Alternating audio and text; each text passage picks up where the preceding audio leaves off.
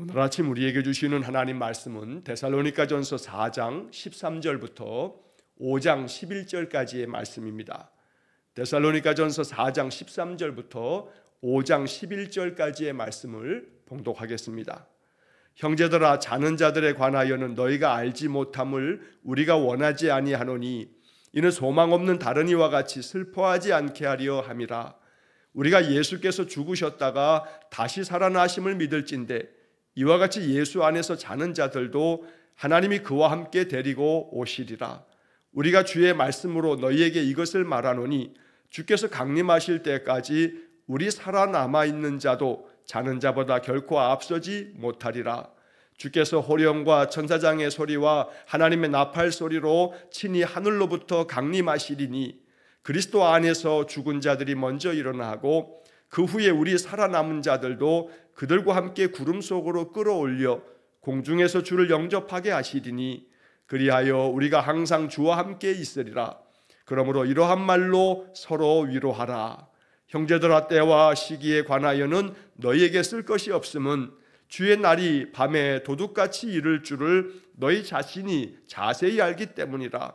그들이 평안하다 안전하다 할 그때에 임신한 여자에게 해산의 고통이 이름과 같이 멸망이 갑자기 그들에게 이르리니 결코 피하지 못하리라. 형제들아, 너희는 어둠에 있지 아니하매 그날이 도둑같이 너희에게 임하지 못하리니 너희는 다 빛의 아들이요 낮의 아들이라. 우리가 밤이나 어둠에 속하지 아니하나니 그러므로 우리는 다른 이들과 같이 자지 말고 오직 깨어 정신을 차릴지라. 자는 자들은 밤에 자고 취하는 자들은 밤에 취하되 우리는 낮에 속하였으니 정신을 차리고 믿음과 사랑에 호심경을 붙이고 구원의 소망의 투구를 쓰자. 하나님이 우리를 세우심은 노하심에 이르게 하심이 아니요 오직 우리 주 예수 그리스도로 말미암아 구원을 받게 하심이라. 예수께서 우리를 위하여 죽으사 우리로 하여금 깨어있든지 자든지 자기와 함께 살게 하려 하셨느니라. 그러므로 피차 권면하고 서로 덕을 세우기를 너희가 하는 것 같이 하라. 아멘. 자, 데살로니가전서 4장 13절에서 5장 11절까지의 말씀을 읽었습니다. 데살로니가전서에 담겨져 있는 여러 교훈과 또 권면의 말씀들 중에 오늘 본문의 말씀은 데살로니가전서를 보내게 됐던 또 하나의 직접적인 이유들 중에 하나이기도 합니다. 굳이 표현하자면 종말론에 관한 바울의 가르침이 이 데살로니가전서 4장 13절부터 그리고 또 5장 11절까지에 이어지는 말씀 속에 우리는 과연 어떻게 주님께서 다시 강림하실 때 그날은 심판의 날이요 또 구원의 날이기도 한 그날을 어떤 마음으로 준비하고 또 대비해야 하는가라고 하는 것을 바울의 가르침을 통해서 배우게 됩니다. 물론 지금 읽은 4장 13절부터 18절까지에 나오는 이 마지막 4장 마지막 부분의 말씀은 신학적으로 여러 가지 많은 논쟁이 있는 말씀이기도 합니다. 잠시 후에 그 말씀을 간단하게 살펴보긴 하겠습니다만 예수 그리스도의 재림에 대한 부분에 있어서 여전히 지금도 교단마다 교파마다 신학적인 입장이 차이가 많이 있기 때문에 어떠한 것이 가장 올바르다라고 하는 주장을 펼치는 것보다는 그 속에 담겨져 있는 참 정신은 뭔가 바로 이것에 초점을 맞추는 태도가 필요할 것입니다. 자, 그래서 여러 가지 논쟁적인 요소는 많이 있지만 오늘 본문의 말씀 속에서 우리가 보아야 할 것, 주께서 바울을 통해서 주신 이 데살로니가 전서의 말씀이 우리에게 명하는 신자의 바른 믿음의 자세는 무엇인지에 초점을 맞춰서 오늘 말씀을 함께 묵상하려고 합니다. 자, 먼저 13절 말씀에 보면 형제들아, 자는 자들에 관하여는 너희가 알지 못함을 우리가 원하지 아니하노니. 자, 여기 이 말씀은 그 표현법에 있어서 강조하기 위해서 너희가 알지 못함을 우리가 원하지 않는다. 한마디로 말하면 너희들이 꼭 알았으면 좋겠다라고 하는 것을 강조하는 표현법입니다. 자, 알지 못함, 모르는 겁니다. 이것을 원하지 않는다. 그러니까 너희들이 이러한 것들을 모르는 것을 원하지 않는다. 결국 꼭 알았으면 좋겠다. 너희들이 반드시 이것은 알아야 한다라고 하는 것을 말하는 겁니다. 자, 그게 뭐냐면 자는 자들에 관하여라고 이야기합니다. 자, 이 자는 자들에 대해서 너희들이 꼭 알아야 된다. 왜냐하면 소망 없는 다른 이와 같이 슬퍼하지 않게 하려 함이라. 자, 이 문맥 속에서 우리는 죽은 자들에 대한 것을 바울은 자는 자들이라고 표현하고, 또 이렇게 잠들어 있는 죽은 자에 대한 것을 믿음 안에서, 신앙 안에서 바르게 잘 알고 있어야 소망이 없는 그런 사람들처럼 슬퍼하지 않게 된다. 그래서 그 당시 데살로니가 사람들도 여전히 사랑하는 사람들이 세상을 떠나게 되면 그 죽음 앞에서 크게 통곡하고 슬픔을 이겨내지 못하는 그런 많은 일들을 보면서 소망이 없는 사람들은 그 죽음으로 말미암아 끝나는 것이라 여기며 슬퍼하겠지만, 그러나 우리에게는, 소망이 있는 우리 믿음의 사람들에게는 다시 주 예수의 강림의 날에 죽은 자가 다시 살아나는 부활의 영광을 얻게 되니 우리는 슬퍼하지 말아야 한다라고 하는 이야기를 전해주고 있는 겁니다. 자, 성경은 죽은 자에 대해서 잠들었다, 자는 자들이라 라고 하는 표현으로 우리에게 교훈합니다. 예를 들어 마가복음 5장 39절의 이야기를 보면 예수님께서 회당장 야이로의 딸이 죽었을 때에 그 회당장 야이로의 딸을 살리시면서 그때 그 집에 찾아가셔서 많은 사람들이 이 죽은 딸로 인해서 슬퍼하고 또 통곡하고 있을 그때에 주님은 말씀하십니다. 마가복음 5장 39절에 이 아이가 죽은 것이 아니라 잔다. 자, 주님께서 분명히 죽은 이 아이에 대해서 죽은 것이 아니라 잔다 하니까 그 다음 이어지는 40절의 말씀에 보면 사람들이 이것을 비웃었다고 표현하고 있습니다. 그러나 예수님께서는 이 야이로의 죽은 딸을 달리다 쿰, 소녀야 일어나라 말씀하시면서 잠들어 있는 이 아이를 살려내심으로 사망 권세를 이기시는 주님이 그 모든 죽음의 권세를 다 떨쳐내시고 아이를 살려내시는 이야기를 적어놓고 있습니다.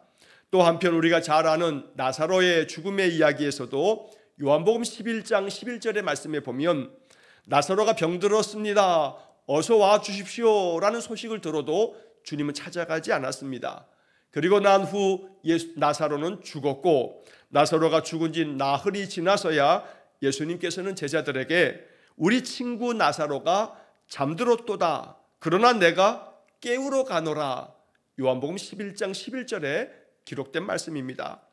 예수님께서는 나사로의 죽음에 대해서도 우리 친구 나사로가 잠들었다, 이제 내가 깨우러 가노라 라고 이렇게 말씀하시면서 바로 죽음을 잠들어 있는 것으로 말씀하시고 그 죽은 자들을 살려내신 겁니다. 예수님의 이러한 기적의 이야기는 지금도 여전히 죽은 자가 이렇게 살아난다 하는 것이 아니라 예수 그리스도는 사망의 권세를 이기시고 또 예수님 스스로가 부활하심으로 말미암아 죽음이 끝이 아니라 다시 삶의 역사가 있음을 나타내 보여주시면서, 그래서 바울은 고린도전서 15장에서 예수 그리스도의 부활로 인해서 그 부활은 잠자는 자들의 첫 열매가 되었다라고 이렇게 말함으로써 우리가 예수 그리스도를 믿음으로 말미암아 우리의 인생 속에도 다시 사는 은혜, 우리도 죽으나 죽음이 끝이 아니라 다시 새 생명을 얻는 부활의 약속을 들려주고 계신다는 겁니다. 우리는 이것을 알지 못합니다. 2000년 전에 회당장 야이로의 딸이 다시 살아나는 것도, 또 나사로가 다시 살아난 것도 우리가 직접 본 바가 없습니다. 그러니 죽은 자가 다시 살아난다는 이 이야기가 헛된 것처럼 들릴지 모릅니다. 그러나 우리는 성경의 약속을, 성경의 말씀을 진리로 믿는 사람들입니다. 내가 이해가 되지 않는다 해서, 내가 도무지 이것은 받아들일 수 없다 해서 이 말씀들이 부정되어지는 것은 아니라는 겁니다. 그러므로 우리의 합리적인 이성이 받아들일 수 없는 그러한 일이라 하여도 창조주 하나님께서 말씀하신 바를 우리가 믿음으로 받아들이는 것, 이것이 믿음일 것입니다. 그래서 결국 중요한 것은 소망 없는 다른 사람과 같이 그렇게 슬퍼해서는 안 된다. 이것이 말씀의 포인트입니다. 우리에게는 항상 소망의 주님이 계심으로 어떠한 것으로도 슬픔에 빠지지 말고 소망 가운데 주를 바라보는 그런 믿음이 있어야 된다고 가르치고 있는 것입니다. 자, 이어지는 14절 말씀에 우리가 예수께서 죽으셨다가 다시 살아나심을 믿을진대 이와 같이 예수 안에서 자는 자들도 하나님이 그와 함께 데리고 오시리라. 바로 이 말씀이 예수님께서 죽으셨다가 다시 살아나신 것을 우리가 믿는다면 마찬가지로 예수 안에서 자는 자들도 하나님이 그와 함께 데리고 오시리라. 바로 우리 또한 예수 안에서 예수를 믿고 부활의 주님을 믿으면서 이 세상에서 죽는다 하여도 우리는 또한 주님이 다시 사심처럼 우리도 새 생명을 얻게 될 것이다 라고 말씀해 주시는 겁니다. 또 한편 15절 말씀에 우리가 주의 말씀으로 너희에게 이것을 말하노니 주께서 강림하실 때까지 우리 살아남아 있는 자도 자는 자보다 결코 앞서지 못하리라. 자, 이 이야기서부터 이제 주의 강림하심에 대한 바울의 가르침이 이어집니다. 자, 주께서 강림하실 때, 이 말은 우리식으로 말하면 주님이 재림하실 때 2000년 전에 저 팔레스타인 작은 동네 베들레헴에 그 선지자들의 예언의 말씀처럼 오셨던 예수님, 처음 오셨다 해서 초림이라고도 말하고 또 그 주님께서 승천하시면서 다시 오시겠다 말씀하셔서 우리는 주님의 재림, 다시 오심을 기다리고 있습니다. 주께서 강림하실 때까지 우리 살아남아 있는 사람들도 먼저 자는 자들, 바로 먼저 죽은 이들보다 앞서지 못한다. 자, 이 이야기는 예수 그리스도께서 강림하실 때 우리 살아남아 있는 이들보다 먼저 죽은 이들이 그 생명, 다시 새 생명을 얻으며 주님을 맞이하고 영광스러운 주님의 그 강림하심을 맞이하게 되는 그런 은혜를 누릴 것이라고 말씀하고 있는 것입니다. 여기서는 살아있는 자가 또 죽은 자보다 앞서지 못한다, 이 순서를 얘기하려고 하는 순서의 개념이 중요한 것이 아니라 죽은 자 또 자는 자라 표현되어져 있는 이 자는 자들이 예수 그리스도의 강림을, 예수 그리스도의 재림의 날에 그들도 새 생명으로 먼저 주를 맞이한다. 그러니 사는 자나 또 죽은 자나 모두가 예수 그리스도의 강림 앞에 새 생명으로 나아가게 될 거다라고 하는 말씀을 전하고 있다는 것입니다. 자, 16절 17절의 말씀에서 주께서 호령과 천사장의 소리와 하나님의 나팔 소리로 친히 하늘로부터 강림하시리니 그리스도 안에서 죽은 자들이 먼저 일어나고 그 후에 우리 살아남은 자들도 그들과 함께 구름 속으로 끌어올려 공중에서 주를 영접하게 하시리니 그리하여 우리가 항상 주와 함께 있으리라.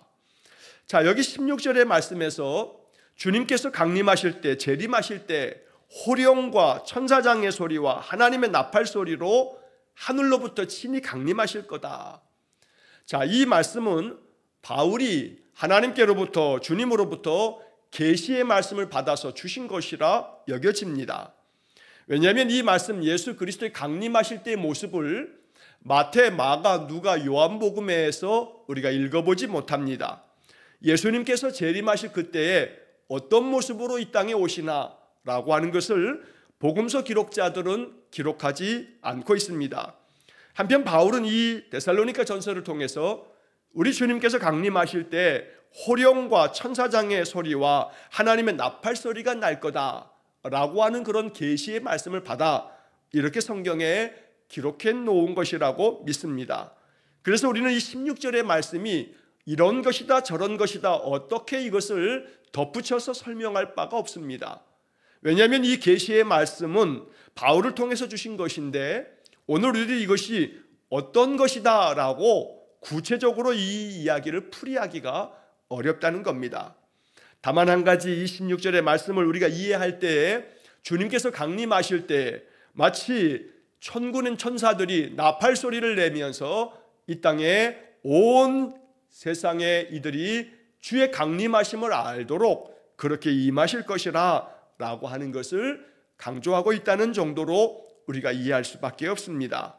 다만 한 가지 주님의 강림하시는 그때에 그리스도 안에서 죽은 자들이 먼저 일어난다.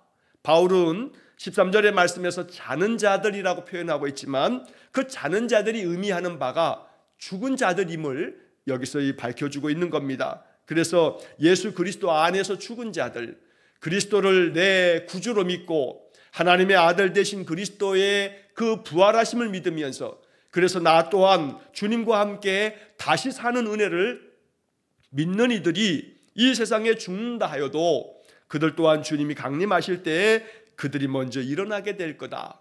그리고 우리 살아남아 있는 자들도 주님께서 강림하시는 그날 그들과 함께 구름 속으로 끌어올려져서 공중에서 주님을 영접하게 된다.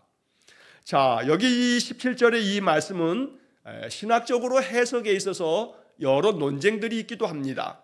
어떤 이들은 이 말씀 그대로 문자적으로 이것을 받아들입니다. 그래서 주님께서 재림하시게 될 때에 이 땅에 있는 사람들 가운데 신실한 믿음의 사람들이 공중으로 끌어올려져서, 여기 끌어올려라고 하는 이 말을 그래서 어떤 이들은 휴거라고 하는 말을 쓰기도 합니다. 아마도 여러분들이 신앙생활을 하면서 또 혹은 옛날에 교회에서 말씀을 배우면서 휴거라고 하는 말을 들어보신 분이 있을지 모릅니다.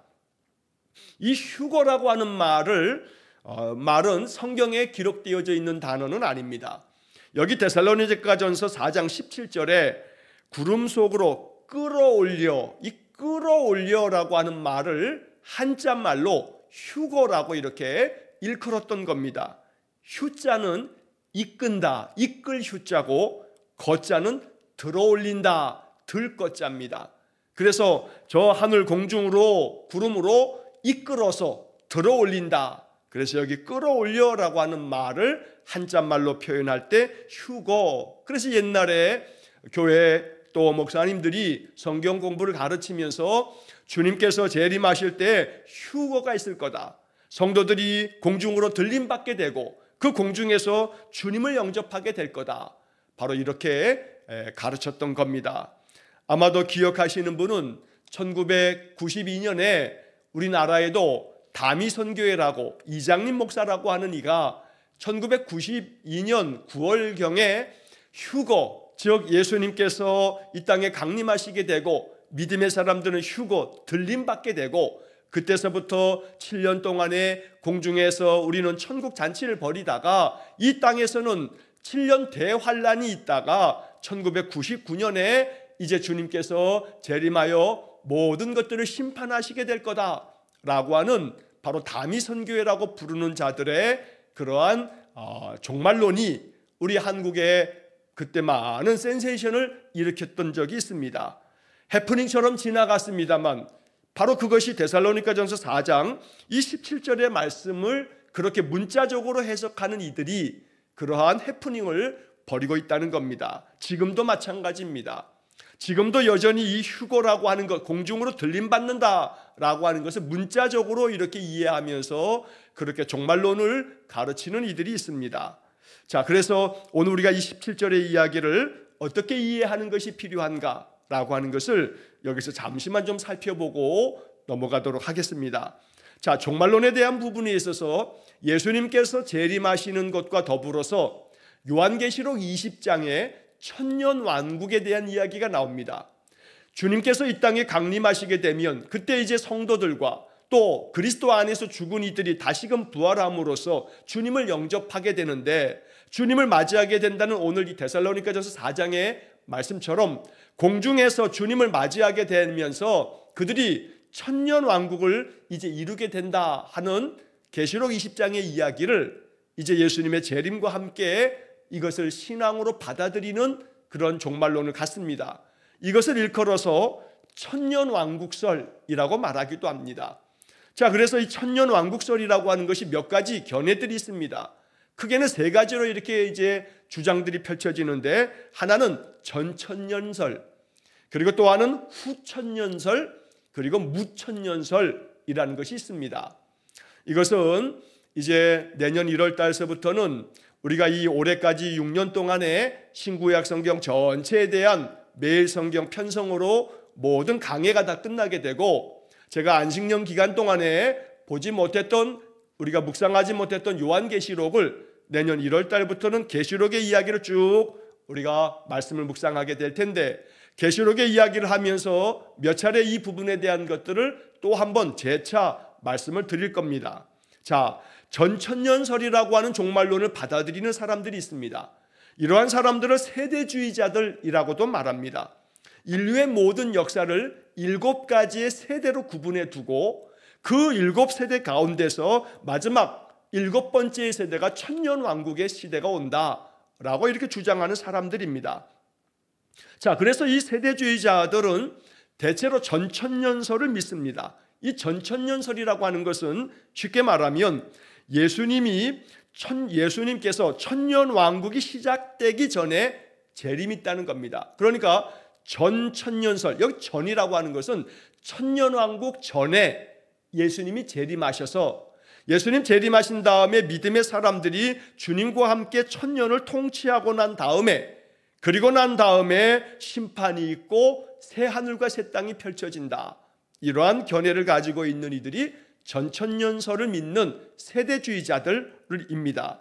자, 그래서 이들은 이야기하기를 주님께서 재림하시고 천년왕국이 이루어지는 그때에 이 세상에서는 7년 대환란이 있고, 바로 그 7년 대환란이 시작될 그때에 바로 재림 직후에 죽은 자들이 부활하고 또 살아있는 자들은 휴거, 공중으로 들림받아서 그 공중에서 그들이 주님과 함께 7년 동안의 잔치를 벌이게 되고 이 땅에서는 7년 대환란이 벌어진다라고 하는 이야기를 하는 이들이 전천년설을 믿는 이들입니다. 대체적으로 이 전천년설을 믿는 이들은 보수적인 교단들, 예를 들어서 합동이나 또 고신측의 교회들은 이 전천년설을 믿습니다. 또 이와 반해서 후천년설이라고 하는 종말론이 있습니다. 이것은 말 그대로 예수님의 재림이 천년왕국이 있고 난 다음에 예수님이 재림하시고 또 최후의 심판이 있고 새하늘과 새 땅이 이제 시작이 된다. 이러한 입장을 가지고 있는 것이 후천년설이고, 무천년설이 있습니다. 자, 이 무천년설이 우리 대한예수교 장로회, 우리 통합 측, 우리 교회가 속해 있는 우리 교단이 취하고 있는 입장입니다. 자, 무천년설이라고 하는 것은 요한계시록 20장에 나오는 그 천년왕국, 주님과 함께 천년 동안을 다스리다가 최후의 심판이 있고 그리고 이제 새하늘과 새 땅, 영원한 하나님의 나라가 이어진다라고 하는 이러한 이야기에 이 천년왕국이라고 하는 것은 없다. 무천년, 그런 천년왕국은 없다. 문자적으로 말하고 있는 이런 천년왕국은 없다라고 이렇게 이야기하는 것이 무천년설입니다. 우리 교단은, 우리 통합측 교단의 신학적인 입장은 바로 이 무천년설을 신학적으로 우리가 받아들이고 그렇게 신학교에서도 가르칩니다.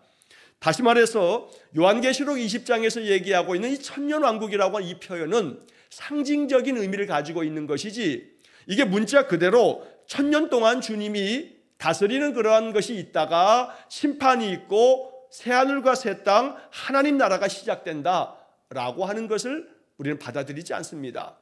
오히려 이것은 상징적인 그런 의미를 가지고 있는 것이어서 주님께서 강림하실 때, 주님이 재림하실 때 그때 심판이 이루어지며 그때 하나님의 나라가 펼쳐진다라고 하는 것이 바로 우리 통합측 교단이 가지고 있는 종말론에 대한 신학적인 입장입니다. 자, 이런 이야기들은 이제 나중에 계시록에 대한 이야기를 할 때 다시 한번 좀 더 세세하게 이 이야기들을 우리가 이해하기 쉽도록 또 여러 차례 말씀을 나눌 기회가 있을 겁니다. 자, 여기서는 이처럼 전천년설, 후천년설, 무천년설 이러한 이야기들이 있다.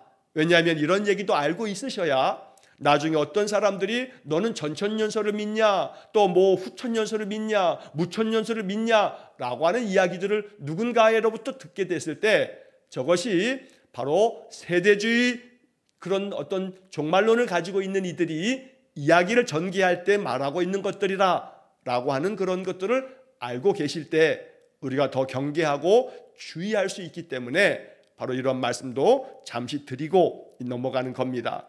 자, 결론적으로 중요한 것은 이 17절의 마지막 부분입니다. 그리하여 우리가 항상 주와 함께 있으리라. 어찌 보면 바울이 이야기하려고 하는 것에 가장 중요하게 받아야 할 것은 이 말씀입니다. 예수 그리스도께서 강림하실 때 죽은 자들이 살아나고 살아있는 자들이 끌어올려 공중으로 해서 주를 영접한다. 우리는 이 계시의 말씀을 알지 못합니다. 이것을 섣불리 이 문자적인 이 기록된 이것을 문자적으로만 해석하는 것도 위험성이 있습니다. 그래서 이 말씀이 담고 있는 이 계시의 말씀을 우리는 알지 못합니다.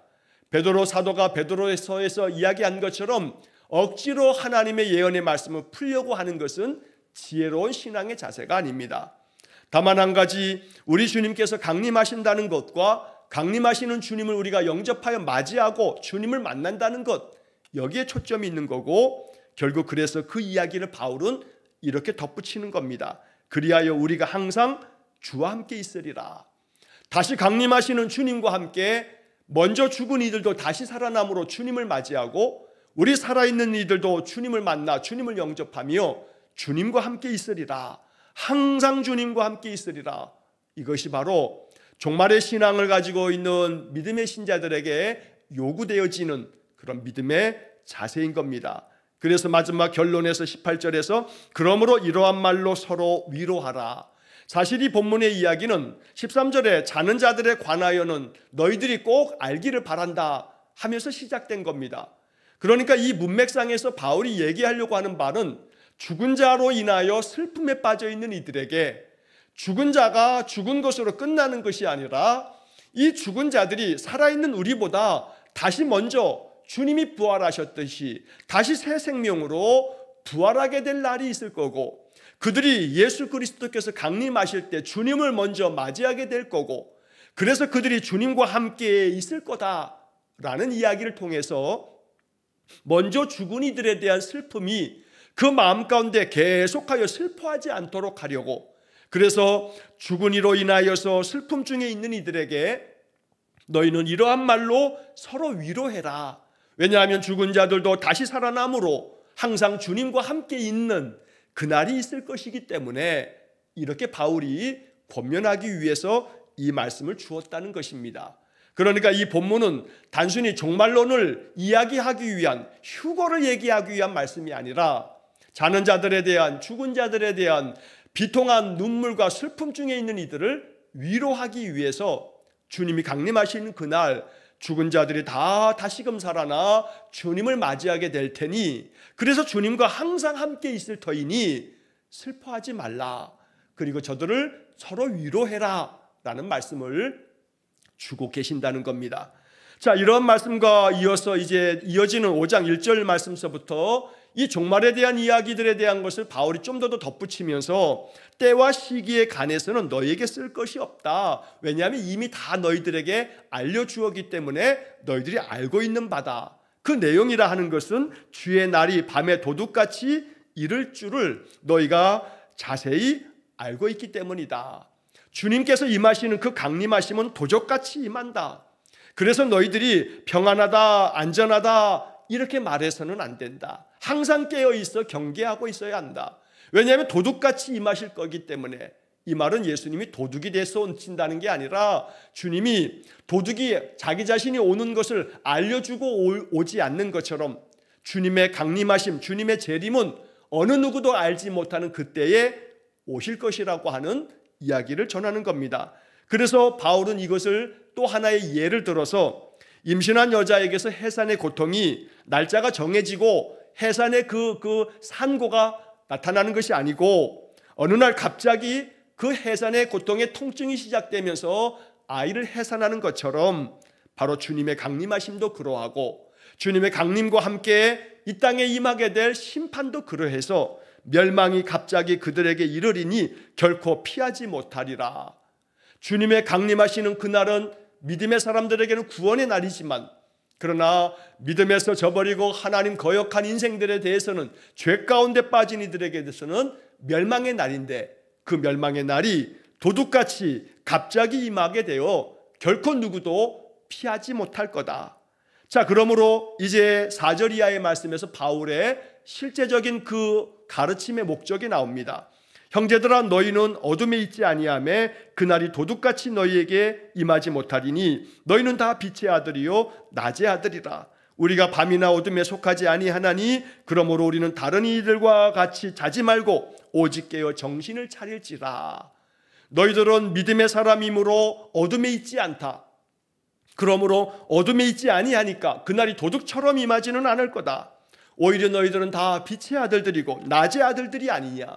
그러니 밤이나 어둠에 속해져 있지 않기 때문에 너희들은 주님의 강림하심을 바라보게 될 거다라고 격려하면서, 그렇기 때문에 다른 이들, 이방의 사람들, 믿음을 저버린 자들과 같이 잠들지 말고, 영적으로 잠들지 말고 영적으로 깨어 있어서 정신을 차려야 한다라고 권면합니다. 또 7절 말씀에 자는 자들은 밤에 자고 취하는 자들은 밤에 취하되 우리는 낮에 속하였으니 정신을 차리고 믿음과 사랑에 호심경을 붙이고 구원의 투구를 쓰자. 바울의 권면은 더욱더 믿음 안에서 우리가 정신을 바짝 차려서 깨어 있어서 믿음과 사랑에 호심경을 붙이고, 호심경이라고 되어 있습니다만 쉬운 성경이나 세번역 성경은 갑옷이라는 말로 번역합니다. 가슴을 보호해야만 어떠한 위태로운 상황이 벌어지지 않습니다. 믿음의 사람에게 있어서 믿음과 사랑이라고 하는 것을 마치 가슴에 붙이는 갑옷처럼 그렇게 우리의 신앙은 믿음으로 살아야 하고 사랑을 이루면서 살아가는 것이 필요하고, 더불어 구원의 소망의 투구를 쓰자. 믿음과 소망과 사랑이 여기에 다 담겨져 있습니다.